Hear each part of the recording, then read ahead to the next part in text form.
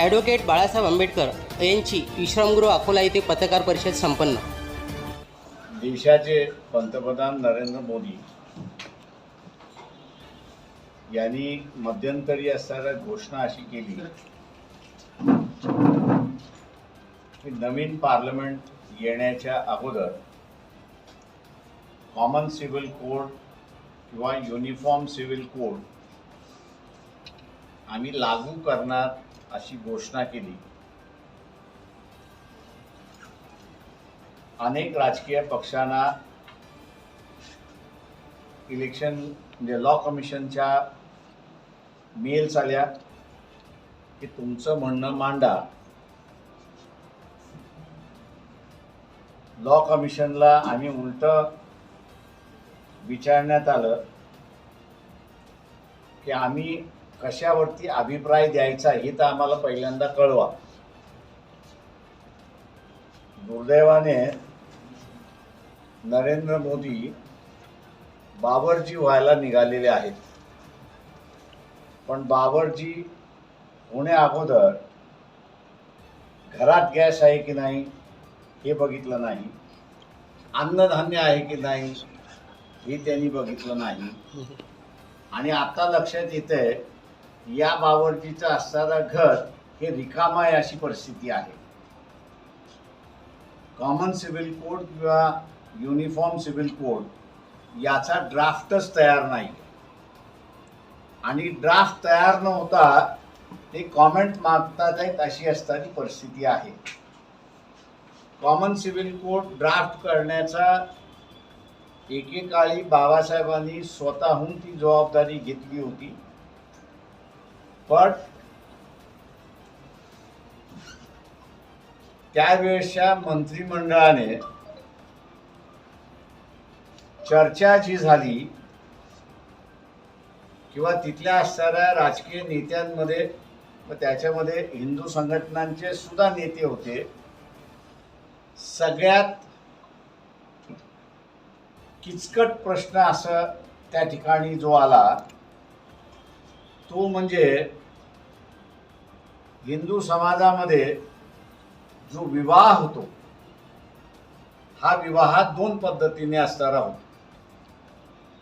ब्राह्मण क्षत्रिय यांचा विवाह जो आहे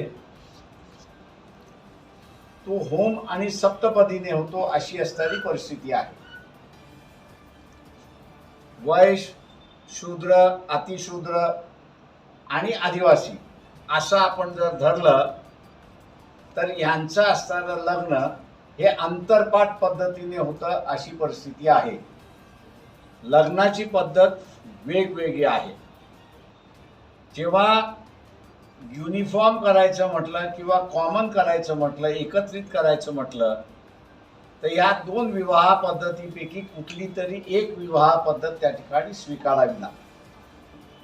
लग्नविधी हा सर्वसामान्य माणसाच्या जिव्हाळ्याचा प्रश्न आहे असं त्या ठिकाणी आम्ही मानतो.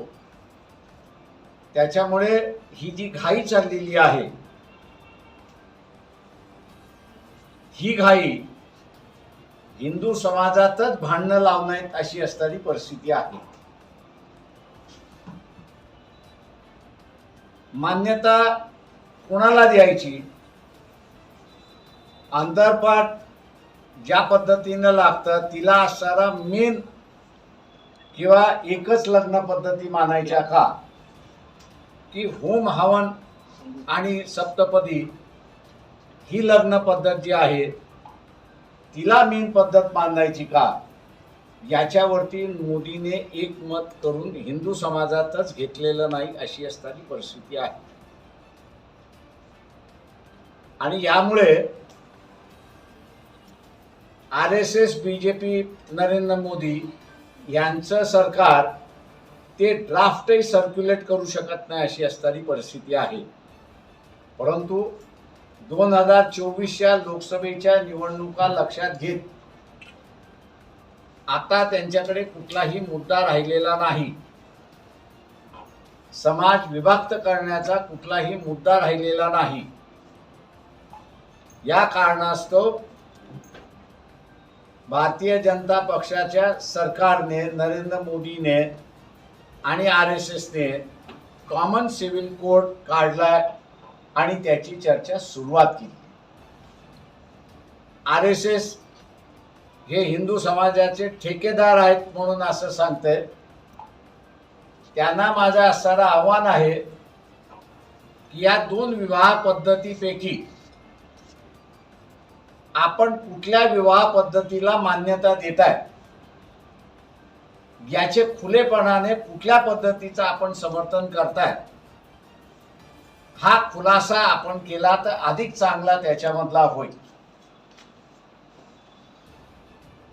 पॉलिटिकल दृष्टिकोनातून जी चर्चा सुरुवात करण्याचा प्रयत्न केंद्राचं सरकार करायला मागते, त्याला आमचं आव्हान आहे की आम्ही चर्चा करायला तयार आहोत. तुमचा ड्राफ्ट पहिल्यांदा लोकांसमोर आणा.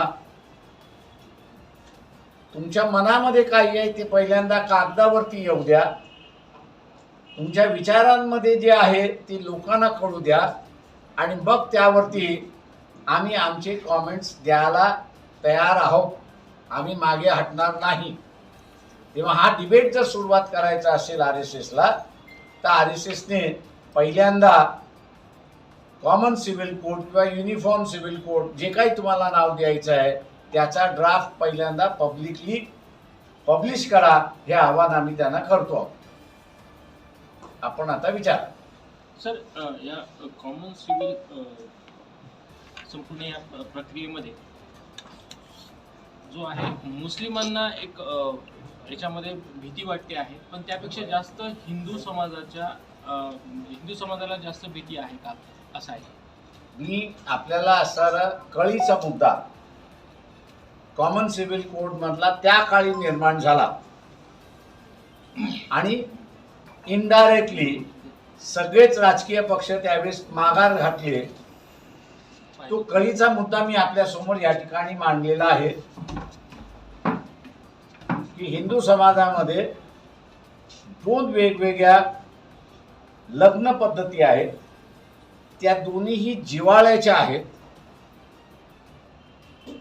त्यामध्ये जोपर्यंत एकमत होत नाही तोपर्यंत एक पद्धत आपण निर्माण करू शकत नाही. गेल्या 70 वर्षामध्ये हिंदू समाजाचे ठेकेदार म्हणून RSS जे होते त्यांनी काय प्रयत्न केला याचा त्यांनी असणारा खुलासा त्या ठिकाणी पहिल्यांदा करावा. तो केल्यानंतर मग पार्लमेंटने केलेल्या कॉमन सिव्हिल कोड आणि घटनेने दिलेलं आश्वासन याची सेकंड फेज मधली चर्चा त्या ठिकाणी सुरुवात होते. पहिल्यांदा बेसिक मुद्दा जो आहे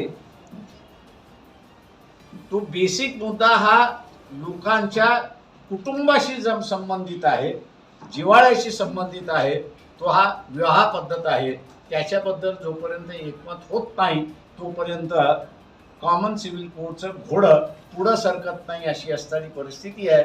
हा मुसलमानाचा इश्यू सेकंड फेजमध्ये येतो.